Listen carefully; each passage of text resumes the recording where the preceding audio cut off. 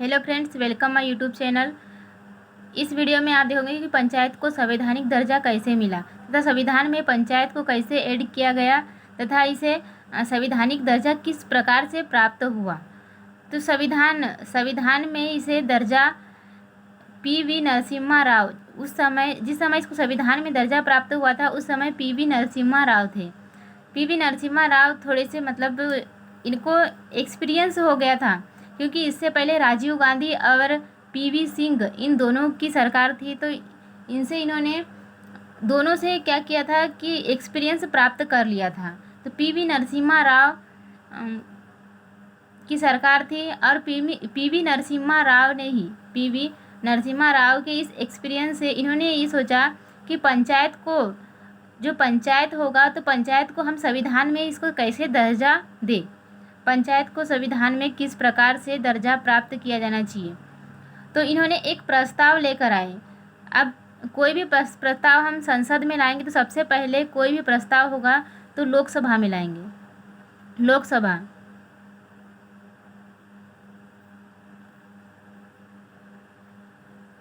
लोकसभा में प्रस्ताव लाया गया। सबसे पहले लोकसभा, कोई भी अभी किसी का जो भी प्रस्ताव होता है तो सबसे पहले लोकसभा में लिया जाता है। तो लोकसभा में पंचायती राज का प्रस्ताव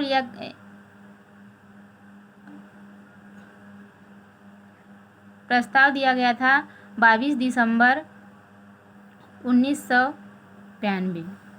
सबसे पहले लोकसभा में 22 दिसंबर 1992 को पंचायती राज का प्रस्ताव लेकर गए थे ताकि इसे हम संविधान में ऐड कर सकें। लोकसभा में ये प्रस्ताव किस लिए गया था कि जो पंचायती राज है, पंचायती राज को संविधान में दर्जा प्राप्त करने के लिए सबसे पहले प्रस्ताव दिया गया था लोकसभा में। लोकसभा ने इसे 22 दिसंबर को इस प्रस्ताव पर लोकसभा के जितने भी अध्यक्ष थे उन्होंने अपनी कमेटी के माध्यम से 22 दिसंबर 1992 में इस प्रस्ताव को पास कर दिया गया। लोकसभा के बाद ये प्रस्ताव जाता है राज्यसभा के पास।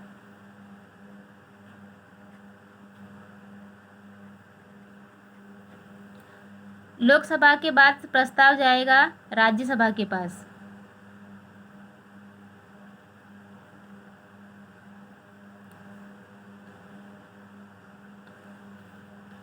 राज्यसभा इसको 23 दिसंबर 1992 राज्यसभा इसको 23 दिसंबर 1992 में इसके ऊपर हस्ताक्षर कर देती है तथा इसे 17 राज्यों ने सहमति दे दी थी। 17 राज्यों ने इसे सहमति दे दी थी। सबसे पहले हम जो पंचायती राज है, पंचायती राज को संविधान में लाने के लिए, संविधान संशोधन करने के लिए हमने सबसे पहले जो पंचायत है, पंचायत का जो प्रस्ताव है 22 दिसंबर 1992 में लोकसभा के पास लेकर गए। लोकसभा ने इसे 22 दिसंबर को ही साइन करके इस प्रस्ताव को पास कर दिया।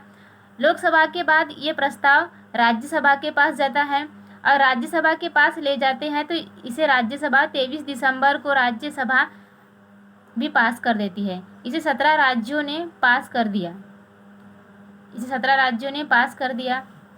अब राज्य के बाद ये प्रस्ताव जाता है राष्ट्रपति के पास। इसे राष्ट्रपति के पास ले जाता है। प्रस्ताव जाएगा राष्ट्रपति के पास।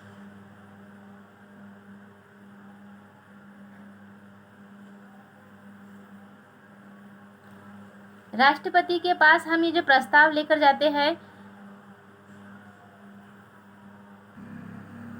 राष्ट्रपति इस प्रस्ताव को 20 अप्रैल 1953 में पास कर देता है। 20 अप्रैल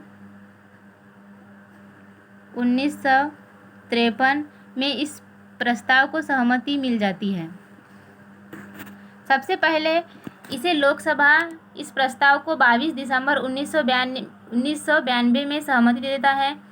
उसके बाद राज्यसभा 23 दिसंबर 1992 में सहमति दे दी जाती है।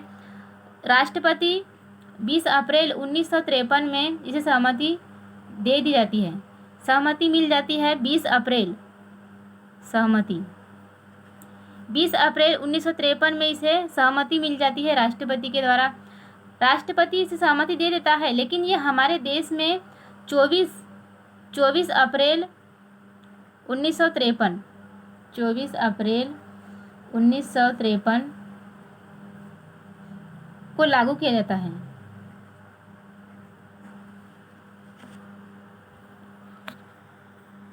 देखो 22 दिसंबर 1992 में प्रस्ताव लोकसभा के पास ले जाया गया। लोकसभा ने इसे 22 अप्रैल को ही मंजूरी दे दी, मतलब साइन कर दी, हस्ताक्षर दे दी। लोकसभा के बाद जो पंचायती राज वाला जो बिल है हम राज्यसभा के पास ले जाते हैं। राज्यसभा इस बिल पर 23 दिसंबर 1992 में साइन कर देता है। उसके बाद राष्ट्रपति 20 अप्रैल 1953 यहाँ पर देखो 1992 और यहाँ पर 1993 की बात है, ठीक है।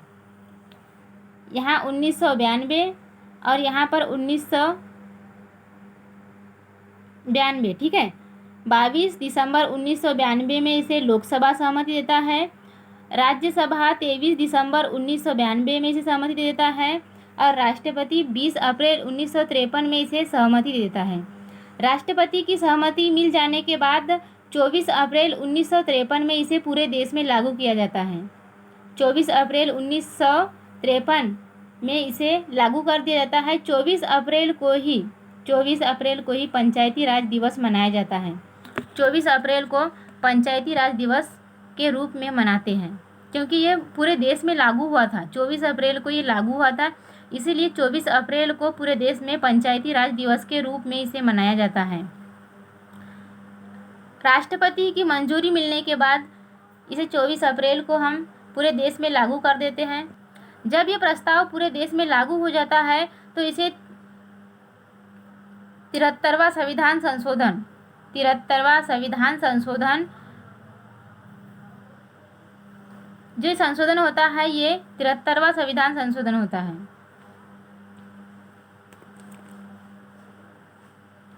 73वां संविधान संशोधन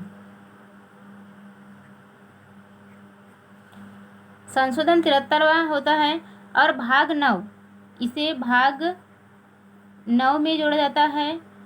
16 अनुसूची थी, 16 अनुच्छेद थे।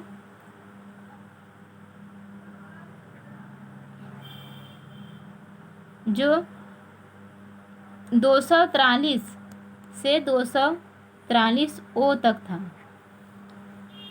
11 अनुसूची थी, 11वीं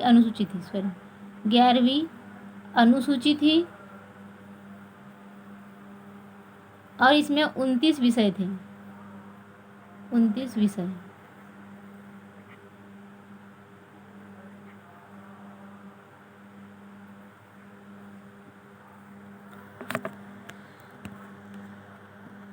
देखिए, जो भी संविधान संशोधन होता है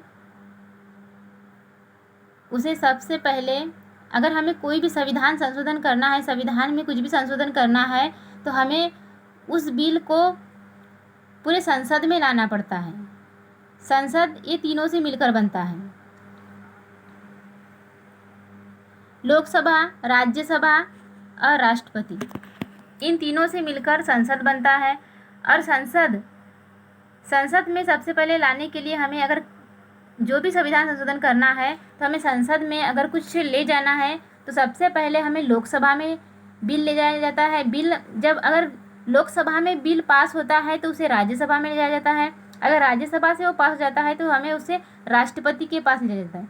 राष्ट्रपति से सहमति मिलने के बाद ही हम उसे लागू कर सकते हैं, ठीक है।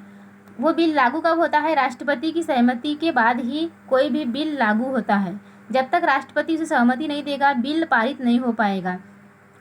बिल लोकसभा के अध्यक्ष बिल के ऊपर साइन करेंगे तो वो राज्यसभा के पास जाएगा, राज्यसभा अगर उस बिल को मंजूरी देते हैं तो वो राष्ट्रपति के पास जाएगा, और राष्ट्रपति अगर उसे मंजूरी देता है तो वो पूरे देश में लागू होगा। तो सबसे पहले जो पंचायती राज था उसे हमें संविधान में जोड़ना था, मतलब संविधान में इसे जोड़ने के लिए हमने एक प्रस्ताव रखा। मतलब इस समय एक प्रस्ताव रखा गया था, कब? 22 दिसंबर 1992 में लोकसभा में प्रस्ताव रखा गया था, और इस समय सरकार की थी? पीवी नरसिम्हा राव की थी। पीवी नरसिम्हा राव की उस समय सरकार थी, और इससे पहले राजीव गांधी और पीवी सिंघवी की मतलब सरकार थी। इन्होंने उनसे एक एक्सपीरियंस प्राप्त कर लिया था, ठीक है। तो अब हमें बिल सबसे पहले लोकसभा में 22 दिसंबर 1992 में ले जाया गया। उसके बाद 22 दिसंबर 1992 में इसे मंजूरी दे दी गई। 22 दिसंबर 1992 में इसे मंजूरी दे दी गई। उसके बाद 23 दिसंबर 1992 में इसे राज्य सरकार ने मंजूरी दे दी, और यहाँ पर 17 राज्यों ने इसे मंजूरी दे दी गई थी। 17 राज्यों इससे सहमत थे, उन्होंने कहा ठीक है, हम इससे सहमत हैं। उसके बाद राष्ट्रपति के पास यानी इस प्रस्ताव को लेकर जाया जाता है, और राष्ट्रपति इस प्रस्ताव के ऊपर सहमति देते हैं 20 अप्रैल 1953 में। कब से गया था वो? 23 दिसंबर 1992। सहमति इसको कब मिलती है? 20 अप्रैल 1953। 20 अप्रैल 1953 में, ठीक है। 24 अप्रैल 1953 को पूरे देश में लागू किया जाता है। ये जो संशोधन होता है 73वां संविधान संशोधन होता है। भाग 9 में इसे जोड़ा जाता है। 16 इसमें अनुच्छेद है।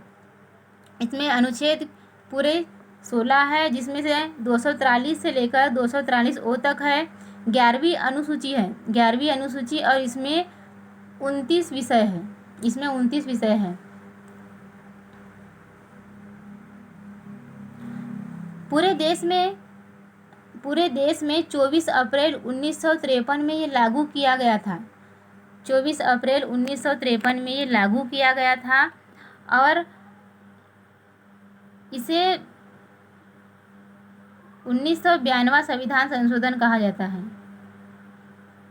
1992 वाला संविधान संशोधन इसलिए कहा जाता है क्योंकि इस डेट में ये प्रस्ताव रखा गया था। इसीलिए इसे 1992 संविधान संशोधन कहा जाता है। लागू हुआ था 24 अप्रैल 1953 में। ये डेट याद रखनी है।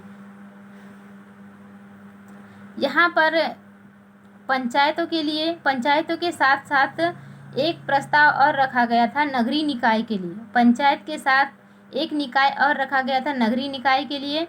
नगरीय निकायों में भी संविधान संशोधन के लिए एक प्रस्ताव रखा गया था। प्रस्ताव इसी के साथ रखा गया था कि लोकसभा में नगरीय निकाय में जो प्रस्ताव रखा गया था उसे 22 दिसंबर 1992 में मंजूरी मिल गई थी। राज्यसभा में भी 23 दिसंबर 1992 में मंजूरी मिल गई थी।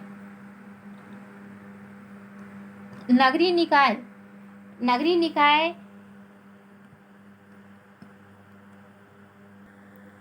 देखो, जो नगरीय निकाय है, नगरीय निकाय की जो लोकसभा की डेट और राज्यसभा की डेट सेम रहेगी, लेकिन यहाँ पर राष्ट्रपति ने इसे 1 जून 1953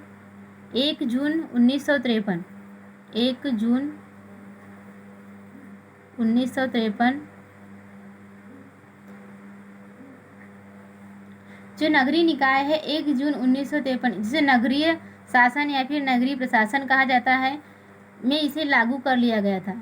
इसे नगरीय निकाय में 1 जून 1953 में इसे लागू कर लिया गया था नगरीय निकाय में, और यह 74वां संविधान संशोधन कहलाता है। ये 74 संविधान संशोधन कहलाता है। 74 संविधान संशोधन है। 12वीं अनुसूची, इसे 12वीं अनुसूची में जोड़ा गया था। 12वीं अनुसूची में जोड़ा गया था। एक नया भाग था 9 का, 12वीं अनुसूची में जोड़ा गया था तथा इसमें 18 विषय थे। 18 विषय थे।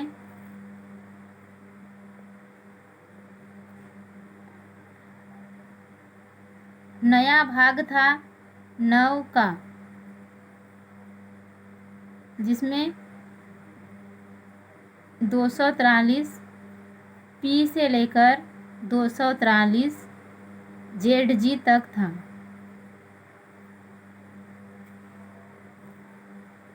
अठारह अनुच्छेद थे।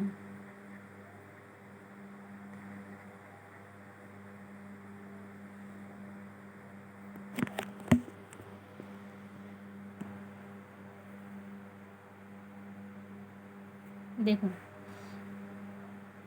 सबसे पहले अगर हमें किसी भी संविधान में संशोधन करना होता है, किसी भी संविधान में अगर हमें संशोधन करना है, किसी बात को लेकर संशोधन करना है, तो हमें सबसे पहले संसद में वो बात, मतलब संसद इन तीनों से मिलकर बनता है।